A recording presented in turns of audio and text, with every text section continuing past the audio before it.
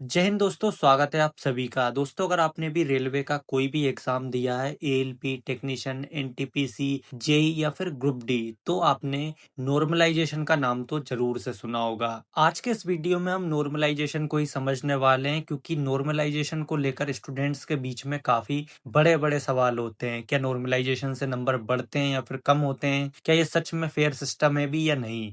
और सबसे बड़ा जो अभी 9 फरवरी को यहाँ पर एक इम्पोर्टेंट नोटिफिकेशन रेलवे की तरफ से आया है नॉर्मलाइजेशन को लेकर। इसमें क्या बदलाव किए गए हैं, आज के इस वीडियो में आपके रेलवे नॉर्मलाइजेशन मेथड के एक एक डाउट में आपके क्लियर करने वाला हूँ, बहुत ही सिंपल लैंग्वेज और ऑफिशियल डाटा के हिसाब से। तो अगर आप रेलवे का एग्जाम देने वाले हो तो वीडियो को पूरा जरूर से देखें। सबसे पहले हम बात करते हैं कि नॉर्मलाइजेशन क्यों होता है, क्या जरूरत पड़ी है नॉर्मलाइजेशन की आखिर रेलवे के एग्जाम्स में। देखिए, आप सभी कैंडिडेट्स को पता होगा, रेलवे में मल्टीपल शिफ्ट में एग्जाम कंडक्ट करवाए जाते हैं।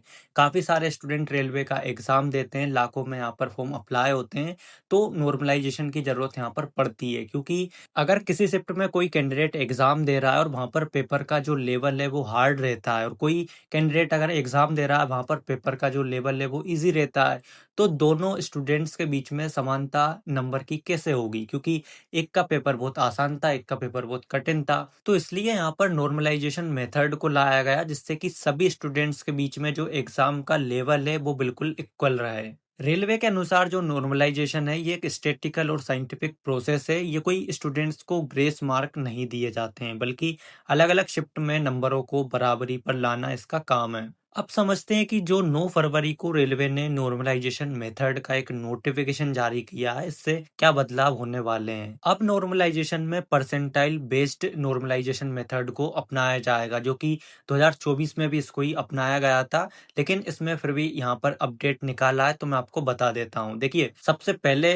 क्या होता है कि जब भी आप एग्जाम देते हैं, जिस भी शिफ्ट में आपका एग्जाम रहता है, उस शिफ्ट के अंदर जितने भी कैंडिडेट हैं, उन सभी में जो भी कैंडिडेट वहां पर टॉपर रहेगा, यानी कि आपने रेलवे का एएलपी का अगर एग्जाम दिया है जिसमें 75 क्वेश्चंस आते हैं, और उसमें से उस कैंडिडेट ने 65 अटेम्प्ट किए हैं, और हम मान लेते हैं कि उसके जो सारे क्वेश्चंस है वो बिल्कुल सही हैं, उसके जो रो मार्क्स हैं वो बिल्कुल 65 ही आए हैं। अब किसी भी कैंडिडेट के उससे ज्यादा नंबर तो आए नहीं है, तो उस शिफ्ट में उसके जो परसेंटाइल स्कोर होगा वो बिल्कुल 100 होगा। अब इससे नीचे जो भी स्टूडेंट होंगे, जैसे मान लीजिए किसी स्टूडेंट के 62 नंबर आए, तो अब उसका जो परसेंटाइल स्कोर होगा वो इसके रो मार्क जो कि 65 थे, उसके अकॉर्डिंग यहाँ पर निकाले जाएंगे। मतलब जो ये 65 लाने वाला स्टूडेंट है, इसकी 100 परसेंटाइल यहाँ पर हो चुकी है, और जो 62 नंबर ला रहा है, इसको 62 को हम 65 से डिवाइड करेंगे, इंटू 100 करेंगे, तो इसकी 95 परसेंटाइल यहाँ पर निकल के आ रही है। यानी कि 62 नंबर लाने वाले कैंडिडेट का जो परसेंटाइल स्कोर होगा वो 95 होगा। अब ये जो मेथड है ये सिर्फ एक शिफ्ट की है, लेकिन इन सभी को सभी शिफ्ट पे अप्लाई किया जाएगा, और फिर जाके आपकी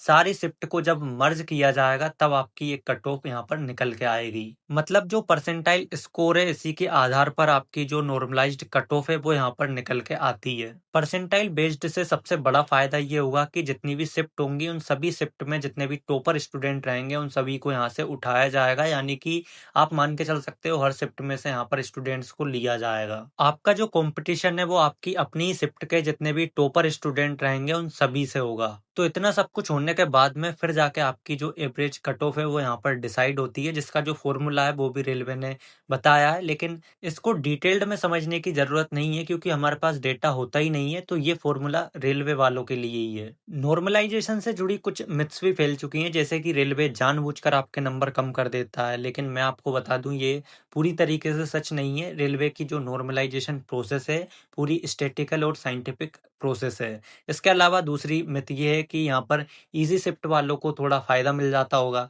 लेकिन ये भी सच नहीं है, क्योंकि यहाँ पर डिफिकल्टी को बैलेंस किया जाता है। और अब आप सभी स्टूडेंट्स के लिए कुछ इंपॉर्टेंट टिप्स, जैसे कि मैक्सिमम करेक्ट आंसर पर आप अपना ध्यान दीजिए, नेगेटिव कम से कम कीजिए। शिफ्ट डिफिकल्टी की टेंशन आपको नहीं लेना है, हमेशा कोशिश करिए कि आप जो अपना सेफ स्कोर एक डिसाइड कर रहे हैं वो कट ऑफ से हमेशा ज्यादा हो। अपने ऊपर हमेशा कॉन्फिडेंस रखिए और हिम्मत से आगे बढ़िए, जो भी होगा अच्छा होगा। नॉर्मलाइजेशन से आपको डरना नहीं है, बल्कि एग्जाम के लिए और अच्छे से प्रिपेयर होना है। नॉर्मलाइजेशन का ये कॉन्सेप्ट आपको समझ आ गया होगा तो आपका आधा डर तो यहाँ खत्म हो ही जाना चाहिए। वीडियो से अगर हेल्प मिली हो तो वीडियो को लाइक कर सकते हैं और ऐसे ही अपडेट्स के लिए चैनल को सब्सक्राइब करना भी ना भूलें। तो चलिए मिलते हैं किसी नई वीडियो में, तब तक अपना ध्यान रखें, अच्छे से अपनी प्रिपरेशन करते रहें। जय हिंद, वंदे मातरम।